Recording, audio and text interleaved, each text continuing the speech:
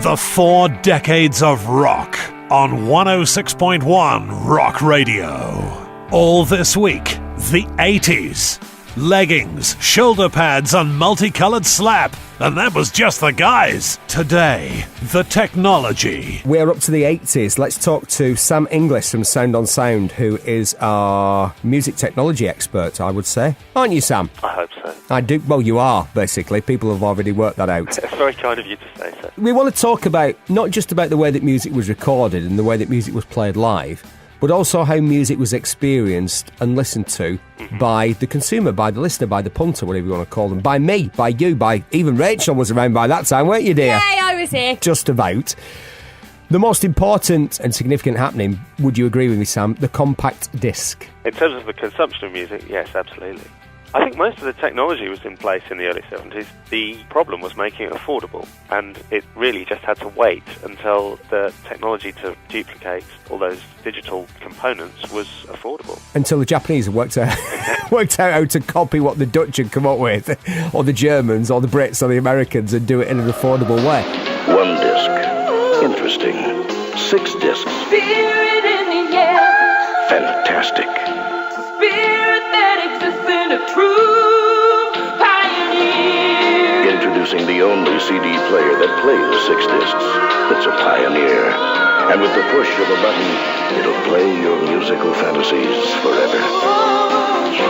Spirit of a true pioneer. Did the compact disc change the way that music was recorded? Because obviously, its main selling point to the public was it was scratch-free, it was much clearer, it was a much brighter, clearer sound. Did that change the way that music was recorded? Well, music changed in parallel with that, because the late 70s, early 80s, you begin to get the time when recording studios get a lot of digital gear in. And I'm not just talking about CD players, I'm talking about digital recording equipment, digital synthesizers, digital effects processors. It's really in the 80s that digital recording on 32 track? Are we up to 32 track?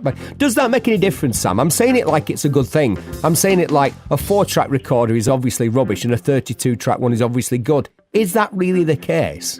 Not at all. I mean, the Beatles made some wonderful albums on 4-track recorders. I was rather hoping that's what you'd say. But, I mean, what advantages or what possibilities does it open up to the musician in the studio? I mean, are there 32 things ever unless you're the Royal Philharmonic Orchestra, are there ever 32 things to record in the studio? Oh, yes, there certainly are. And indeed, in modern productions where there's no real limit on the number of tracks, quite often you'll find 100 or more tracks. So you want to be a rock star? Well, then get your hands on a Casio CZ101 digital synthesizer with its multi-temporal MIDI capabilities and dual line of Casio PD sound generators. This isn't just a synthesizer. Oh no, it's a rocker launcher.